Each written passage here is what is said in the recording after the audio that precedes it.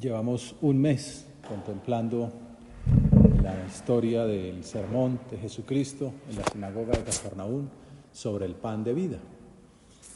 Y hemos considerado en nuestra oración el capítulo 6 del Evangelio de San Juan.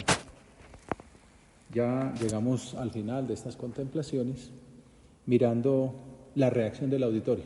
Hemos visto el diálogo de Jesús con la multitud, el diálogo de Jesús con los judíos, el diálogo de Jesús con los discípulos. Son como distintos escenarios de confrontación. Y entonces, ¿cómo reaccionan ante las enseñanzas de Cristo? Dice San Juan que muchos de sus discípulos, al oírlo, dijeron: este modo de hablar es duro. ¿Quién puede hacerle caso? Se entiende esa incomprensión porque la propuesta era absolutamente novedosa. Y por eso tú, Señor, reafirmas la convicción de que se trata de una revelación divina, de una invitación de Dios, no de un hombre cualquiera. Sabiendo Jesús que sus discípulos lo criticaban, les dijo: ¿esto os escandaliza? Y si vierais al Hijo del Hombre subir a donde estaba antes.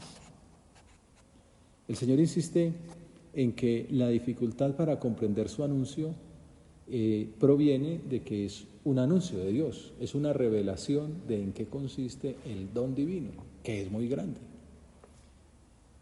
Y si vierais al Hijo del Hombre subir a donde estaba antes, si les escandaliza el anuncio de la Eucaristía, ¿qué tal será cuando lo vean subir al cielo, habiendo pasado por el misterio pascual, por la pasión y la muerte en la cruz? El Espíritu es el que da vida. La carne no sirve para nada. Las palabras que les he dicho son espíritu y vida. Aclara que es necesaria la fe, específicamente en el sacramento de la Eucaristía, como una clave de la doctrina católica que vino a instaurar en el mundo. Las palabras que les he dicho son espíritu y vida. Sin embargo, hay algunos de entre ustedes que no creen. Dice San Juan: pues sabía Jesús desde el principio quiénes no creían y quién lo iba a entregar. Está hablando de la necesidad de la fe y como la clave de la fe para ser fiel. Era una de esas preguntas, en el título de la meditación, ¿no? Los secretos, las claves para ser fieles. Bueno, el gran argumento, la gran virtud que las engloba a todas es la virtud de la fe. Este es un anuncio, el anuncio de San Juan siempre es que tengan fe en Dios y en el que Él ha enviado, que se quedó en la Eucaristía, que tengamos fe en la Eucaristía, y por eso todo el 6º capítulo del Evangelio es tan profundo y es todo sobre distintas maneras de acceder al sacramento eucarístico. Benedicto XVI contemplaba estas palabras y decía que el que se hizo hombre, Jesús, se nos da en el sacramento. Por eso es tan bueno estar haciendo oración delante del Santísimo, porque sólo así, en ese dársenos en las especies sacramentales de la Eucaristía, en el pan y en el vino, la palabra eterna se convierte plenamente en maná. Hay toda una explicación de lo que hacía Moisés en el Antiguo Testamento, que les daba el maná del cielo, que todos los días por la mañana caían esas harinas del cielo con la cual ellos armaban aquellos pasteles, aquellos panes que eran la fortaleza del día. Por la noche venían unas tórtolas con carne, pero el mismo Moisés les decía: lo importante no es el maná, lo importante es la palabra de Dios. Lo importante no es que Dios nos haya dado comida, sino que nos habló, se nos reveló. Todo ese Pentateuco es escrito en tiempos de Moisés. O sea, ahí se cuajó toda la historia de la revelación. Lo más importante es la palabra. Y entonces en Jesucristo, con mayor razón, la palabra eterna de la que hablaba Moisés se convierte en maná, el don ya hoy del pan futuro. La palabra, muy bonito esto, ¿no? Ya no es o pan o palabra, sino pan y palabra. La palabra, el verbo, la segunda persona de la Santísima Trinidad, se hizo hombre y se quedó como carne, se quedó como sacramento, se quedó como Eucaristía. Después el Señor reúne todos los aspectos una vez más. La extrema materialización, que es quedarse Jesús en el pan, que ahorita adoraremos en la bendición, es precisamente esa extrema materialización, ese Dios hacerse materia, hacerse pan, es la extrema espiritualización al mismo tiempo. Por eso dice Jesús, el Espíritu es quien da vida, la carne no sirve de nada. El Espíritu le da vida a la Eucaristía. Es tan importante en la Eucaristía cuando el sacerdote pone las manos sobre las especies que va a consagrar, porque es como una alusión al Espíritu, lo hace, dice, envía tu Espíritu, Señor. Y es una manera gráfica de mostrar que está descendiendo esa sombra sobre las especies que se van a consagrar. Así como descendió sobre María y la convirtió en la Madre de Dios, así desciende sobre el pan y el vino y los convierte en el cuerpo y la sangre de Jesús. Una riqueza muy grande, pues, la doctrina eucarística. Ahora, eso es muy difícil, toda esta explicación.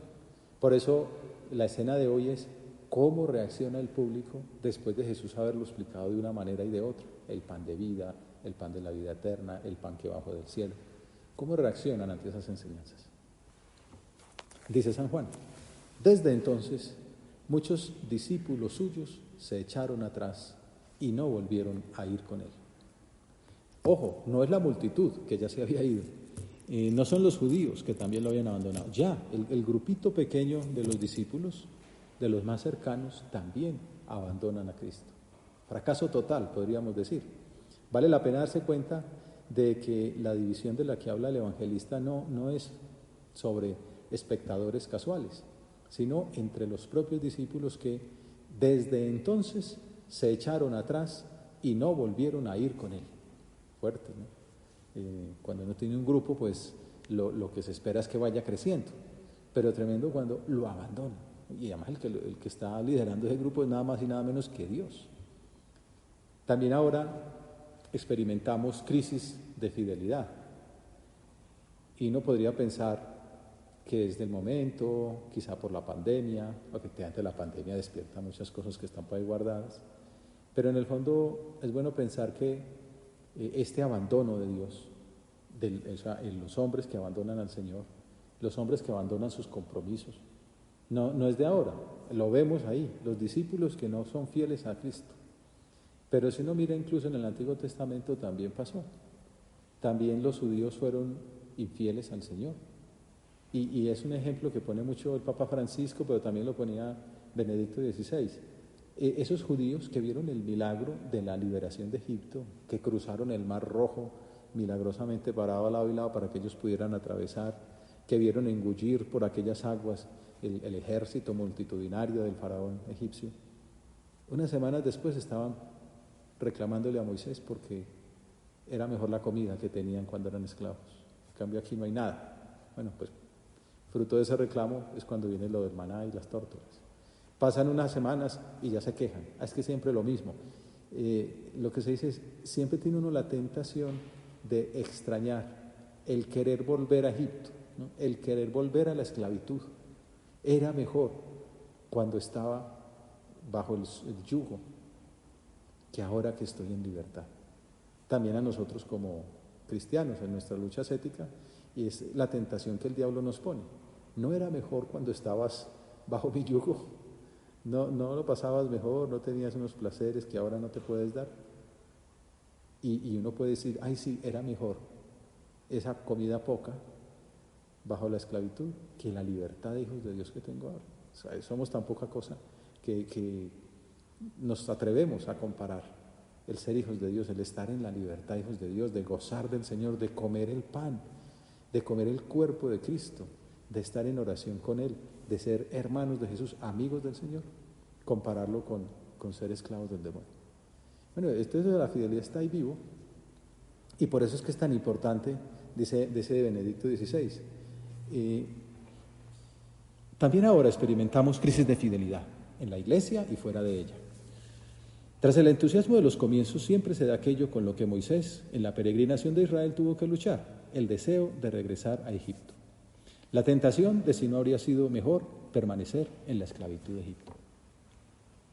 La tentación de ser como cualquiera, de vivir solo para sí mismo. La tentación de no tener que marchar siempre de su mano, de no tener que estar expuesto al desierto de sus llamadas. La aparente monotonía de su pan y del agua que Él da.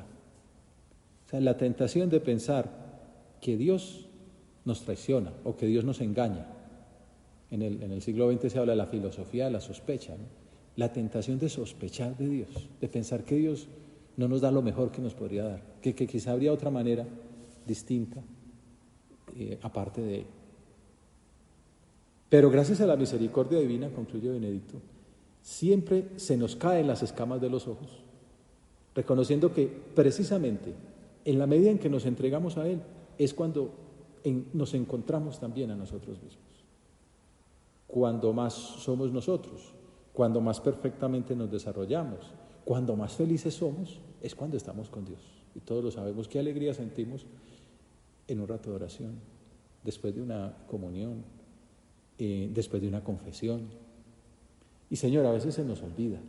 Y el juego del diablo es ese, hacernos creer que es mejor estar fuera de ti, lejos de ti. Ayúdanos, Señor, a que se nos caigan esas escamas de los ojos. En la medida en que reconocemos su derecho sobre nosotros, en que reconocemos el derecho de los hombres, de los demás, a nuestra fidelidad, los demás nos necesitan, los demás tienen derecho a que nosotros seamos fieles a Dios, a que no nos vayamos como el joven rico, como estos discípulos que al oír hablar de la Eucaristía y en el fondo, como veremos ahora, de la cruz, pues se escapan. La gente tiene derecho a que nosotros seamos fieles. O sea, no es simplemente cómo voy yo ahí, que ese es el egoísmo, de decir, bueno, ¿dónde estoy más contento? ¿Dónde me puedo levantar más tarde? No, es ¿dónde puedo ser más útil? ¿Dónde puedo dar más alegría a los demás? ¿Dónde puedo ayudar más? La gente tiene el derecho a nuestra fidelidad. En la medida en que nos dejamos llevar por ese derecho de los otros, damos lo auténtico. Podemos conducirlos a las aguas de la vida. Podemos hacer aquello en lo que consiste la más hermosa posibilidad del hombre. Estas son palabras muy profundas, Benedicto XVI siempre lo es, pero nos ayuda a entender. O sea, ¿para qué nacimos nosotros? Para ser felices. ¿Qué es lo mejor que podemos hacer? Entonces, digamos, ¿qué nos ofrece el diablo como lo mejor que podemos hacer? Pues encerrarnos en nuestro egoísmo, chapotear en el lodo, nadar en el fango. ¿Qué nos ofrece Dios?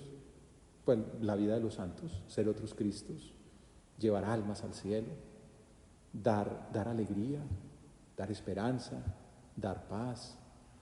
Es bonito ver esas vidas de los santos, ¿no? En estos días han salido varios, pues cómo iluminan, cómo liberan, cómo promueven cantidad de obras sociales, de ayuda a los demás, incluso de promoción humana.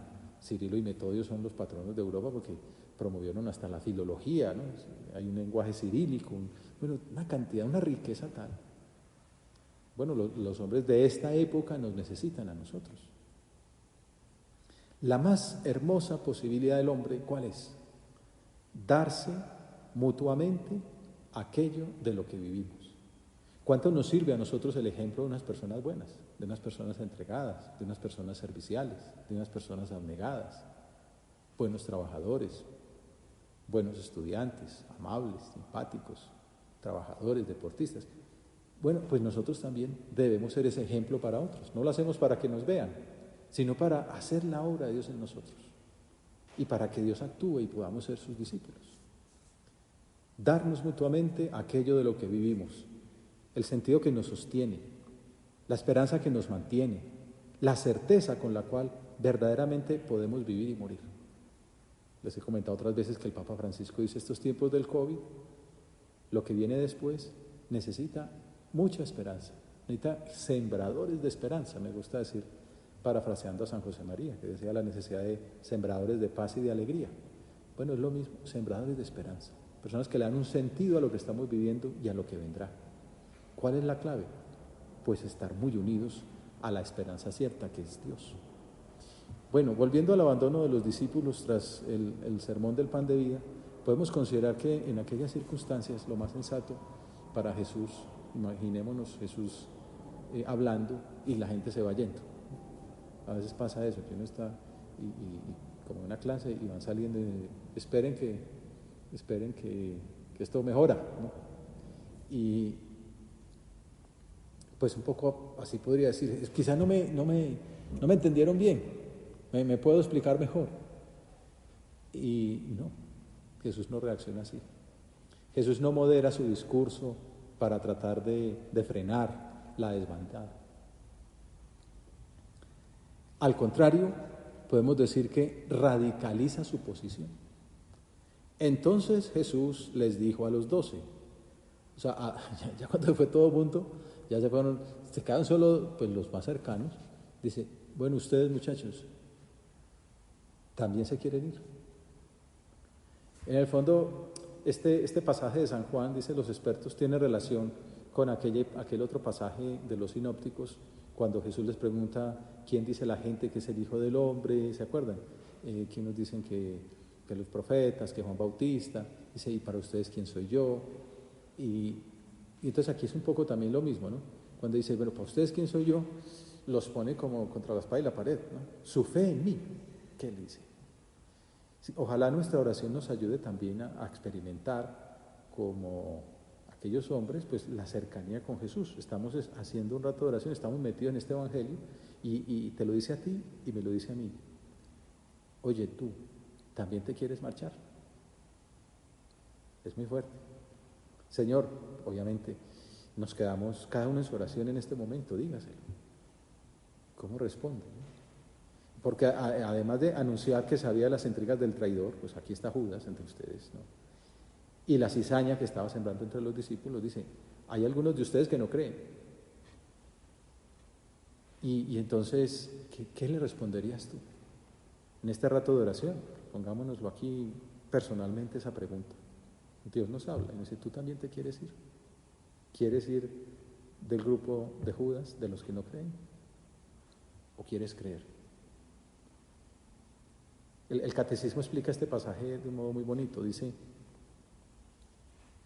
2 puntos que son la respuesta a la pregunta del título de la meditación. Las claves para ser fieles. Ya mencionamos una que era la que la englobaba a todos, que era ¿cuál? La fe. Bueno, pues el catecismo dice, hay 2 temas que son los que explican la defección, la traición de estos hombres. La Eucaristía y la cruz son piedras de tropiezo. Seguir al que hace milagros lo sigue cualquiera. Seguir al que da pan gratis, al que da pez gratis, al que pone a caminar a los tullidos, al que camina sobre las aguas, pues es un hombre, qué maravilla, un Superman. Pero cuando dice, yo me voy a martirizar, yo voy a morir, yo me voy a quedar en el pan, pasando por el misterio de la cruz.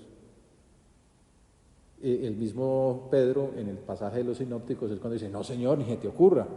Cuando Jesús le dice, apártate de mí, Satanás, vente detrás de mí, ¿no? Sigue por mi camino que pasa por la cruz. Pues aquí hay un poco lo mismo, ¿no? La Eucaristía y la cruz son piedras de tropiezo. Pero no digo en tiempos del Evangelio, en estos días leía a un teólogo, entre comillas, diciendo que, bueno, que el Papa Francisco ahora por fin se estaba diciendo las cosas como son, porque la Eucaristía no es lo que nos han dicho toda la vida, eso del sacrificio, olvídese, que la teología del siglo XX, este tipo que lee, porque yo leo a Jesús diciendo pues que va a morir en la cruz, y lo veo muriendo en la cruz, y se nos queda en la Eucaristía gracias a la cruz, pero cuesta mucho. El Papa Francisco, recién elegido, cuando está con los obispos, con los cardenales que lo eligieron, la homilía que les dio fue sobre la cruz, diciendo, no podemos ser papas, cardenales, obispos, que no cojan la cruz y sigan al Señor. Pero siempre queremos huir de la cruz. Son piedras de tropiezo, la Eucaristía y la cruz. Dice, es el mismo misterio y no cesa de ser ocasión de división. Y por eso cita, ¿también ustedes se quieren marchar? Esta pregunta del Señor resuena a través del tiempo. Es una invitación de su amor a que descubramos. Entonces aquí viene cómo avanza el pasaje del Evangelio. Nos acordamos que en el otro relato, en los sinópticos, Pedro sale y dice, no Señor, yo creo que tú eres el Santo de Dios, yo creo que tú tienes palabras de vida eterna. Y entonces ya todos descansan y el Señor dice, bueno, bienaventurado eres Simón, hijo de Jonás, porque esto no te lo ha revelado la carne ni la sangre, sino mi Padre que está en el cielo. Aquí pasa un poco lo mismo. Simón sale y dice, Señor, tú eres el Hijo de Dios, tú eres el Santo de Dios, tú eres el hombre de las palabras de vida eterna. Entonces, esa es la respuesta a la que nos tenemos que pegar, a la respuesta de Pedro. Descubrir que solo Él tiene palabras de vida eterna y que acoger en la fe el don de su Eucaristía es acogerlo a Él mismo. Entonces, las dos claves, los dos secretos para ser fieles, respuesta del título de la meditación, son la Eucaristía y la cruz. El prelado de la obra, don Fernando Cáriz, hacía hace un tiempo testimonio hablando de la cruz. Decía que es un gran misterio, el misterio de la cruz. Un misterio de amor, de libertad. Jesús, siendo el hombre perfecto, el hombre todopoderoso, porque al fin y al cabo es Dios, se entrega a la muerte en la cruz. El camino que escogió para liberarnos, para salvarnos, para justificarnos, para quedarse en la Eucaristía, fue el martirio, la muerte en la cruz. Un misterio de amor, un misterio de libertad, no fue obligado. Ahí en la oración de los olivos, él dice muy claramente, ¿no? Soy yo, y caen todos al suelo, tiembla la tierra. Hubiera podido salir corriendo o los hubiera podido aniquilar, o sea, es Dios, ¿no? Queda claro. Dice, yo puedo traer aquí legiones de ángeles y acaban hasta con el nido de la perra, ¿no? No, yo me entrego, soy yo, cójanme. Y dejen ir a estos. Y se entrega plenamente libre, ¿no? Solo desde este misterio, decía don Fernando, podemos dar sentido a nuestro sufrimiento y al del mundo entero. En este momento del COVID, de las dificultades, si Dios se hubiera manifestado como un rey dominador y fuéramos nosotros los que tuviéramos que sufrir, pues no tendríamos un punto de referencia para dar un sentido, ¿no? Hay gente que hace crisis y es que es muy duro, ¿no? ¿Por qué se murió mi amigo? ¿Por qué se murió mi hermano? ¿Por qué se murió mi padre? ¿Por qué se murió mi madre? ¿Por qué se murió mi abuelo?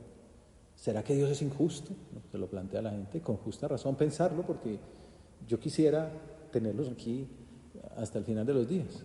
¿Por qué se murieron? Bueno, es bueno plantearse y decir, Jesús también murió.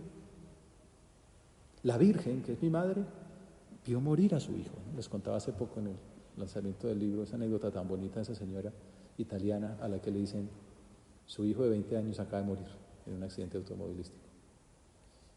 Claro, golpe muy duro, se transforma aquella mujer, llora por dentro y dice, más sufrió la Madre de Dios en el Calvario. Sé que tenía mucha vida interior, mucha santidad, mucha unión a María y a Jesús, diciendo que cuánto me duele la muerte de mi hijo, más le habrá dolido a María la muerte de Jesús. Quiere decir que ella se une con María, se une con Jesús para que me expliquen, para que me ayuden a darle sentido. El misterio de la cruz. Solo se entiende, el misterio del sufrimiento, del dolor, se entiende porque Dios quiso asumirlo. Si no lo hubiera asumido, y pues claro, muy fácil, a usted que es Dios, que no le tocó pasar lo que estoy pasando yo, Dios pasó por ese abismo del sufrimiento, del dolor, de la cruz. Por eso, porque sabían ellos de lo que estaba hablando, él dice, si no comen, si no mastican, es lo que dice el verbo, la carne del Hijo del Hombre, no tendrán vida. ¿Cómo así? Ese martirio no. Por eso se van, huyen del sacrificio. Por eso al dirigir nuestra mirada a la cruz encontramos la luz con la cual podemos descubrir el sentido del sufrimiento de la situación esta que estamos viviendo ahora en el mundo del COVID. No logramos entenderlo del todo, es muy difícil, pero podemos amarlo y podemos dar gracias a Dios. Señor, gracias porque me permites pasar por estas circunstancias. Todos tenemos dolores, yo también los tengo, internos quizá, de nuestras propias luchas, de lo que nos toca experimentar, de que nos ha tocado ver personas de estos 12 que se van, y todo eso duele, entonces lo hace sufrir a uno mucho, y hace doler pues pensar que esta semana me ha tocado 2 o 3 moribundos, y alguno que acaba de morir, y acaba de morir una profesora, todo eso le duele a uno, ¿no? Señor, solamente el misterio de tu cruz da luz, y hace que seamos fieles a pesar de estas dificultades. La otra fuerza es la Eucaristía. Cruz, Eucaristía. Hay una anécdota que cuentan de una película de cine, San José María, una película vieja, en blanco y negro, pues yo la vi hace unos años porque nos interesaba por esta anécdota, ¿no? Se llama Seven Women, ¿no? 7 mujeres misioneras protestantes en China. Y entonces pues hay pandilla pues ahí de guerrilleros que están haciendo males en unas ciudades cercanas y cada vez se van acercando más. Y entonces la tensión va sufriendo en la medida en que cada vez están más cerca y cada vez amenaza más el peligro de que van a venir a llevarse pues todo lo que haya, ¿no? Y acabar con la gente y a matarlos probablemente. Entonces, en esa angustia de las 7 misioneras no católicas que esperaban con terror esa llegada de las hordas, la tensión va aumentando hasta que una de ellas habla con la médico, que es atea, y termina siendo la médica atea la que le da como más sentido a la misionera, porque la monja esta le dice: es que Dios no me basta, me siento sola. Claro, San José María estaba viendo esa película con sus hijos ahí en Vilatevere, y dice uno de los testigos de aquella vez, don Julián Herranz, un cardenal, dice que debió haber vivido con particular intensidad esa trama, porque después hacían como al final de la película, se tomaban un café, fumaban un cigarrillo y pues comentaban, ¿no? Típico cineforo al final, ¿qué tal? Dura y tal. Y entonces, padre, ¿qué le pareció? Y entonces decía, me alegra haberme quedado a ver esta película. Claro, están pensando, ¿será que no le habrá gustado pues por todo ese drama? Esas mujeres, decía, padecían esa soledad y esa angustia porque no tenían la Eucaristía. Mientras los católicos podemos asistir al Jesús sacramentado, acudir a Él en los momentos difíciles de nuestra vida. Y dice que San José María dijo, se han quedado con el corazón seco porque no tenían a Cristo, porque el Señor no estaba en medio de ellas. Sin sagrario, nosotros también nos sentiríamos solos. Nada nos bastaría si Dios no estuviese con nosotros. Bueno, el comentario de una película, ¿no? de una ficción. En estos días de la COVID, gracias a Dios ya son muy superados, muchos de ustedes experimentaron esto, ¿no? La ausencia de Dios, no poder ir a la Eucaristía, estaban cerradas las iglesias. Sin sagrario nosotros también nos sentiríamos solos. Ahora estamos en un otro momento, pues ya se puede ir, pues que vayamos, ¿no? Que da gusto verlos a ustedes, que me cuentan, estoy yendo a misa a diario, procuro mínimo 4 días, dan testimonio a los amigos. Una vez me mostraron el horario que le mandaba un amigo, donde ya aparecía misa a las 7 todas las noches.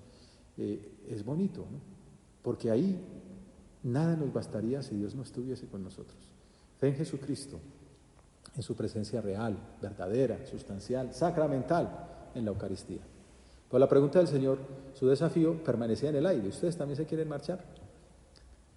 Mientras unos pocos discípulos que aún quedaban tomaban las de Villadiego. Otros pensativos no sabían si seguir a los huidizos o perseverar con ese maestro que enseñaba esos misterios tan difíciles de entender, la cruz y la Eucaristía. ¿También ustedes se quieren marchar? Esa fe en Jesucristo, ante el reto que Él mismo plantea, pues nos invita a que demos ese paso que dio Simón Pedro, que expresó en nombre de todos la misma respuesta del Antiguo Testamento. Señor, ¿a quién vamos a acudir? Tú tienes palabras de vida eterna. Respirarían profundo los otros discípulos diciendo, nos salvó, nos sacó de este atolladero en que estábamos, ¿no?